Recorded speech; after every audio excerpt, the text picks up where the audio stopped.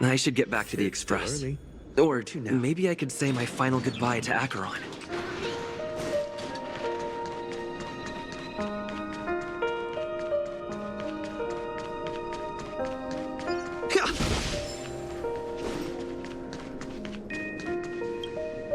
Do you still remember when we first arrived in Penacony? Who would have thought our paths would cross in such a way?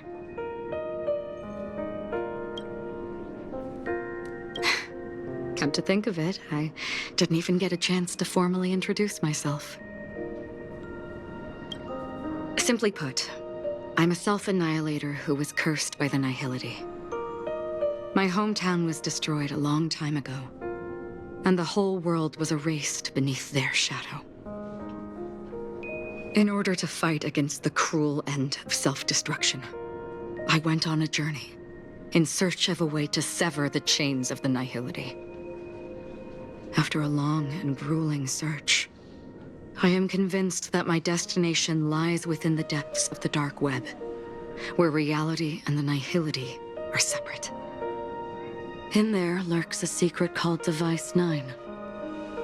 One day, I'll reach it. The ocean of stars is vast, and given our destinations, I'm afraid our paths may not cross again. But the trailblazing expedition ahead is always full of unknowns, and my blade is sharp enough to sever fate. As long as we maintain our original resolve, I believe there will come a day where we will meet again.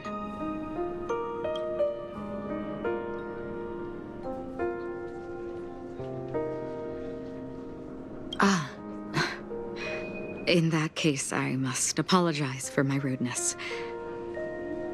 Do you remember when we first met? I once said you reminded me of an acquaintance. Because of the Self-Annihilator's curse, my memories are stripped away, blurring my past. And after our journey together, what I originally thought were familiar feelings were merely illusions. I believe this was truly our first meeting.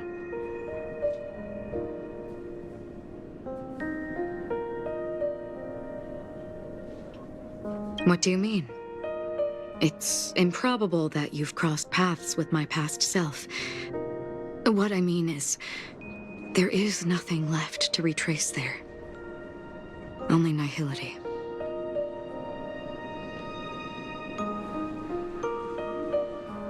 I see. You've also had a similar experience?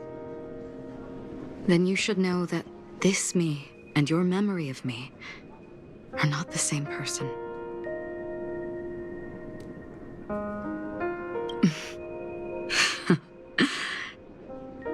Long ago, I too was like you, with irreplaceable companions. We also embarked on journeys, making the best choices we could, whenever we could. Unfortunately, we didn't achieve the outcome we wanted. But moments like this make me feel like they never even left. In this universe, there exist countless worlds that are similar yet different, and countless people who are alike yet distinct. I too have wandered alone, encountering acquaintances on strange worlds, seeing their silhouettes overlap with my past. In your opinion, what does this déjà vu mean?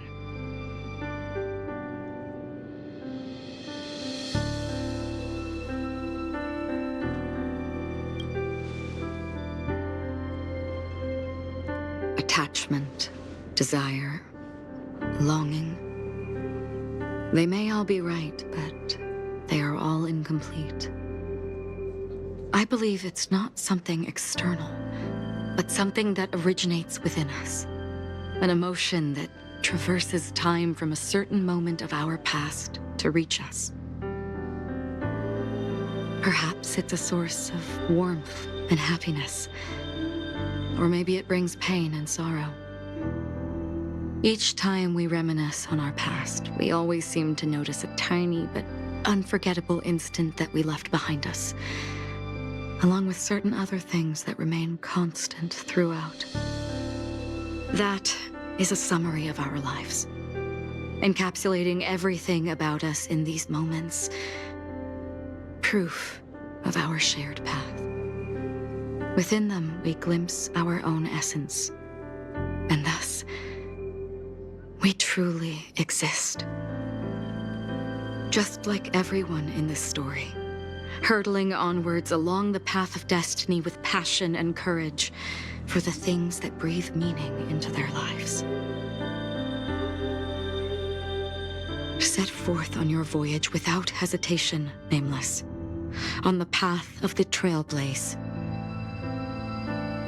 Even if the ending has been predetermined, that's fine. There are countless things that humans cannot change. But before that, on the road towards the end, there are still many things that we can do. And because of this, the end will thus reveal a completely different meaning. This is the meaning of journey. All those things, beautiful before, are still so now. And it will still bloom at the end of the nihility, until we meet again beneath the sun's rays.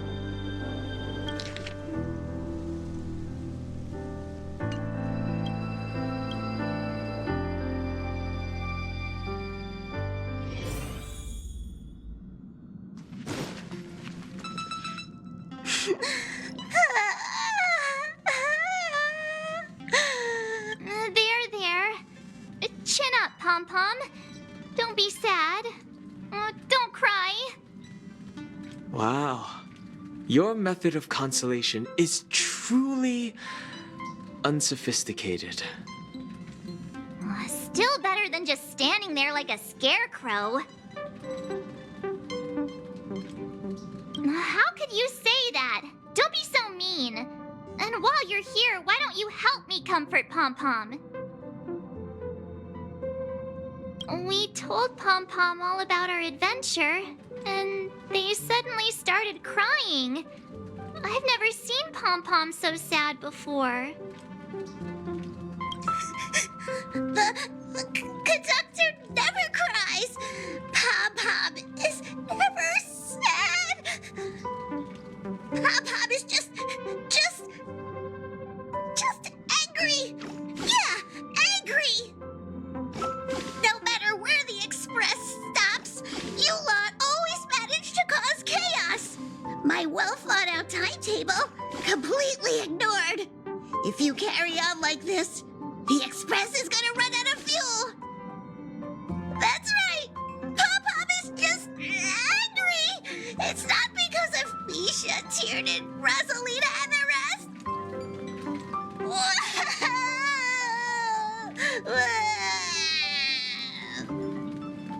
It's okay. Oh, Pom-Pom, just let it all out. Everyone, could you all take a break in the next car? Don't worry. I'll stay here with Pom-Pom. But... Let's go, March.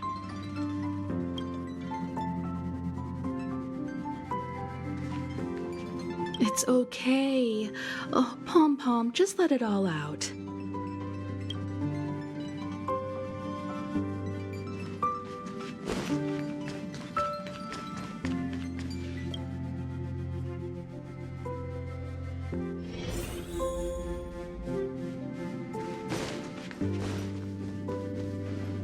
I never expected Pom-Pom would be so distraught. Those three nameless must have meant a lot to Pom-Pom. No one knows exactly when Pom-Pom boarded the express, but one can surmise that their journey has been filled with many hellos and goodbyes, probably more than we can imagine. The fact that they're crying so hard is probably a good sign. It proves that Pom-Pom's emotions haven't become dulled by the grind of time. they still deeply cherish every nameless who has boarded the Express and value every journey shared with them. Leave it to Himiko. When it comes to comforting, there's no one better on the Express. Well, they were a little emotional at the time, but I'm afraid that's not out of the question. Since you joined us, the Express has stayed longer than anticipated at every stop along the way, and to ensure that everyone always makes it back on board, Pom Pom has had no choice but to delay the warp jump schedule. I see. No wonder I can regularly hear Pom Pom pacing anxiously up and down the corridor. Turns out Pom Pom's been silently putting in a lot of work for us. Wow. Different from typical vehicles, the Astral Express converts every trailblaze into the energy it needs to run. Ideally, as long as trailblazing expeditions continue without interruption, the Express will receive a constant flow of energy, much like a perpetual motion machine. But because of our previous encounters, fuel is being used up much faster than expected. We can probably only pull off 2 more warp jumps at most. Only 2 more? Isn't that super risky? Oh, I don't want to become an ice cube floating around in space again.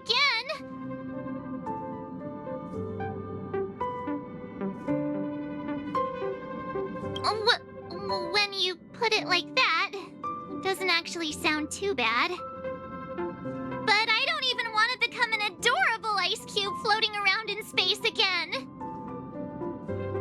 Which also means that we must prudently consider our next destination.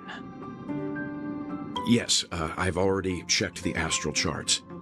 The 2 nearest worlds to us are the oceanic planet of Lushaka and the agate world, Melustanen. As for which one we're headed to, that still requires a vote. Or perhaps you might consider a suggestion. Everyone, we meet again.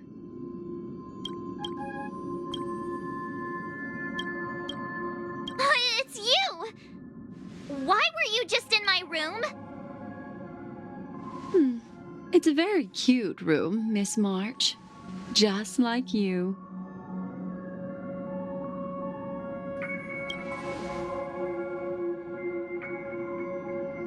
Memo Keeper, let's put aside how you managed to sneak past everyone and board the Express for now. You mentioned a suggestion. I accidentally overheard how the Express obtains fuel. I just wanted to chat with everyone to see if we could work together. But now, it appears my suggestion could be the very lifeline that saves everyone. Please speak candidly. Depending on what you say, we could very well ask you to disembark. Ah, the Permanence's descendant. What a charming little dragon. Especially with those mired memories of yours. But I digress. If the Astral Express is in urgent need of a special trailblazing expedition to recharge its engine, have you all considered this? Perhaps your destination could be a world that even the renowned Akivili never reached.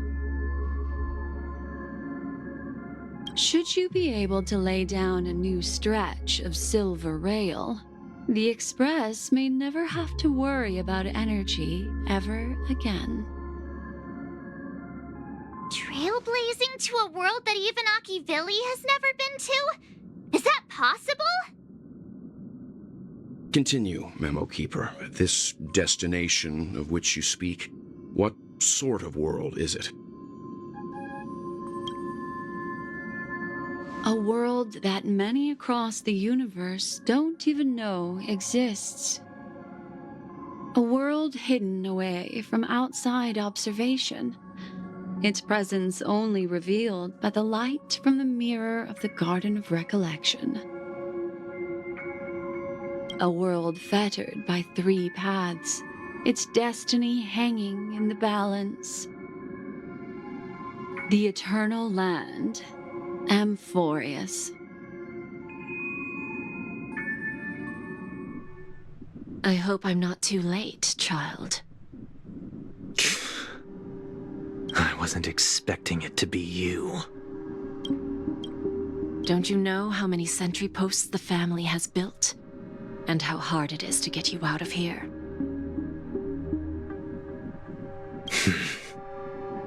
Looks like my time's up. What do you mean? What time? Negotiation, interrogation, or death. My fate lies entirely in your hands, Lady Bonajade. The dance is done. Why bother with the compassionate pretense and give someone who's about to die the chance to talk? Despite your fall from grace, you still look well. I'm very glad to see that you're so full of verve. Do not insult my pride with half-veiled sarcasm. Have you specially come to see me just to sate your vile vanity? Oh, of course not. I merely came to fulfill your younger sister's wishes. To offer you a generous trade. That is, if you're willing to accept. Robin? To build a true haven where everyone can attain peace. That's the oath between you siblings, isn't it? If I told you there was still a chance to realize this vow, would you be willing to talk to me then?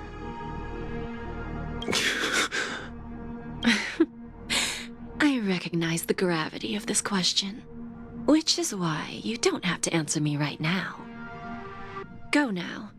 You are free, O Chosen One, who dare to exceed his bounds, sever your wings, descend to the mortal realm, and walk their lands. See what this world is truly like. I will not accept your charity. As I mentioned earlier, it's a trade, and you don't have to give me an answer right now. Rewards are not reaped in a day, and if there's one thing I'm best at, it's waiting. The sweet dream still continues, and the night is still long. You have plenty of time to contemplate your answer. A word of advice for you before we part ways. A word of warning from someone who's been in your shoes before. Life is too short to miss out on golden opportunities.